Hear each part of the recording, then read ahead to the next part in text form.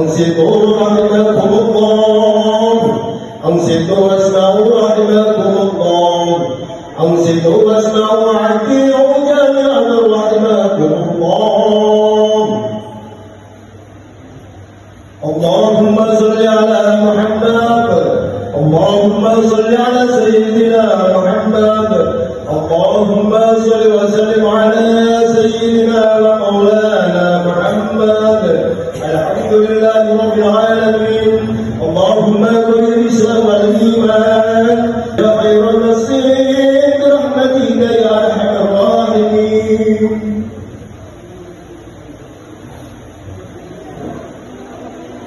السلام عليكم ورحمة الله وبركاته.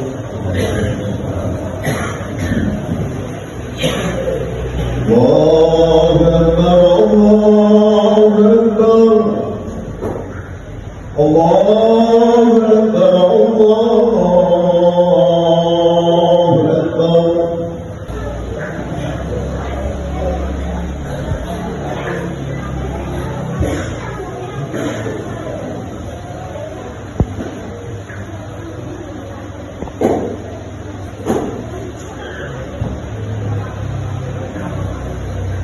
الحمد لله حمد الشاكرين. أشهد أن لا إله إلا الله وحده لا شريك له إله الأولين والآخرين. وأشهد أن محمدا عبده ورسوله خاتم الأنبياء والمرسلين. اللهم صل وسلم على سيدنا محمد وعلى آله وصحبه أجمعين. أما بعد، فيا عباد الله، أوصيكم وإياي بتقوى الله، فقد فاز المتقون. Hadirin sidang Jumat yang dimuliakan Allah, marilah kita senantiasa meningkatkan ketakwaan kepada Allah Subhanahu wa taala dengan sebenar-benarnya takwa, menjalankan segala perintah Allah dan menjauhi segala larangan Allah, dan jangan sekali-kali meninggalkan dunia ini kecuali dalam keadaan beriman dan Islam. قال الله تعالى في كتابه الكريم: أعوذ بالله من الشيطان الرجيم. بسم الله الرحمن الرحيم. يا أيها الذين آمنوا اتقوا الله حق تقاته ولا تموتن إلا وأنتم مسلمون. Hai orang-orang yang beriman, bertakwalah kepada Allah dengan sebenar-benarnya takwa, dan jangan sekali-kali engkau mati melainkan dalam keadaan beragama Islam. Hadirin sidang Jumat yang dimuliakan Allah, kita menyadari bahwa kelemahan manusia ialah sifatnya yang serba terbatas, sehingga dalam kehidupan sehari-hari senantiasa menghadirkan pertolongan, sebab tanpa pertolongan orang lain tidak mungkin seseorang sanggup mengatasi persoalan-persoalan dalam kehidupan. Betapapun kuatnya, betapapun banyaknya harta, betapapun tinggi kedudukan seseorang, tidaklah merupakan jaminan untuk hidup menyendiri secara mutlak.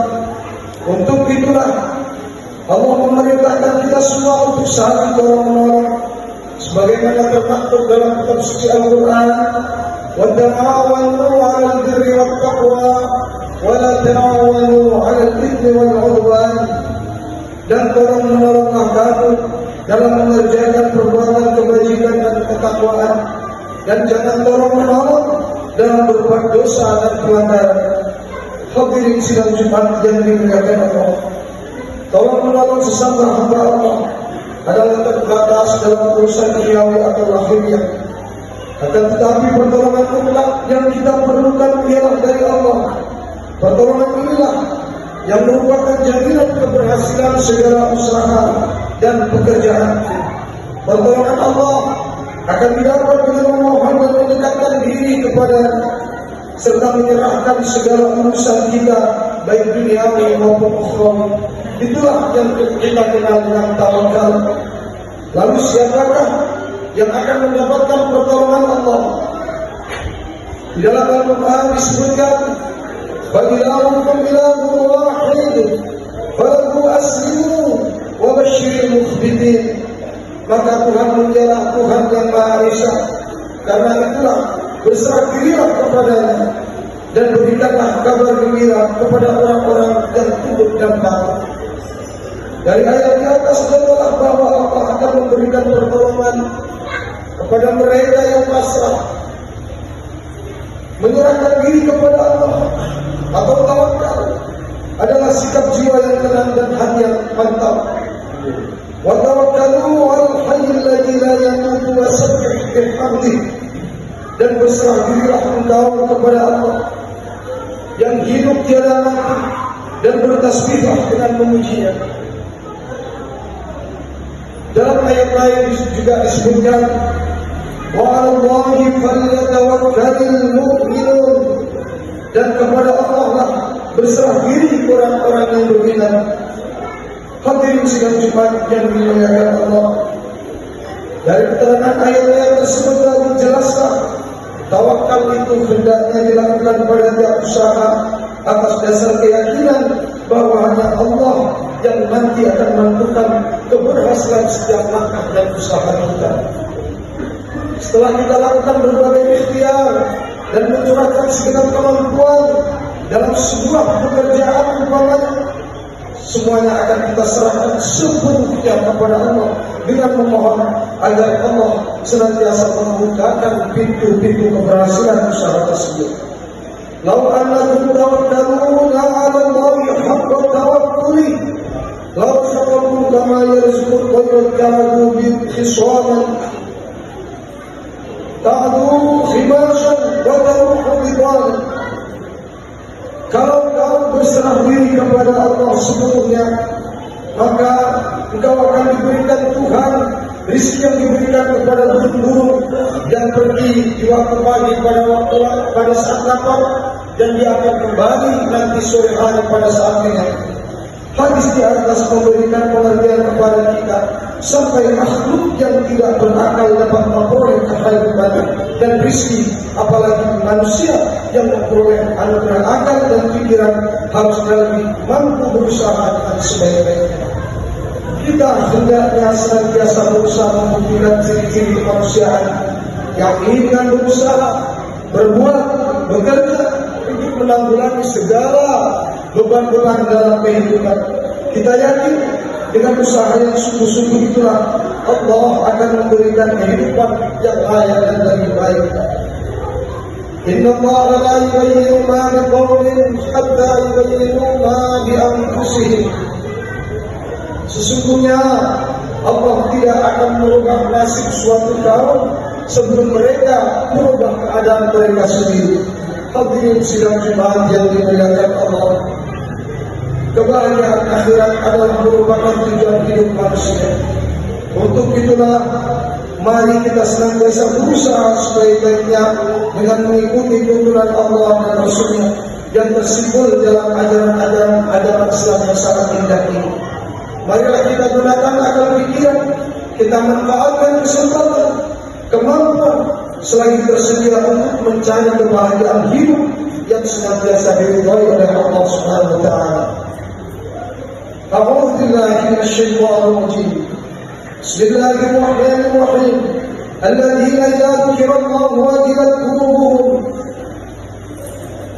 Orang-orang yang apabila disebut nama Allah tergetar hati. Tergetar hatinya karena takut melanggar larangan Allah, khawatir kalau ia melalaikan perintah-perintah Allah, bahkan tergetar hatinya karena rasa cinta yang sangat dalam kepada Zat yang Maha Pemberi dan Maha Kuasa. Orang-orang yang demikian pasti akan berlaku hati-hati dalam setiap langkahnya.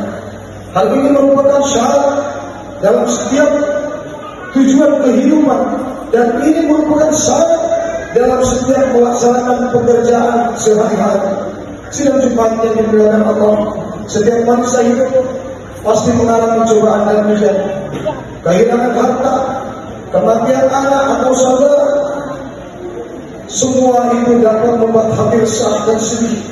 Akan tetapi semuanya itu dalam dihadapi dengan penuh kesabaran, bersabar dalam arti tahan uji, tidak mudah putus asa, serta bertekad untuk menghadapi segala kesulitan yang dihadapi.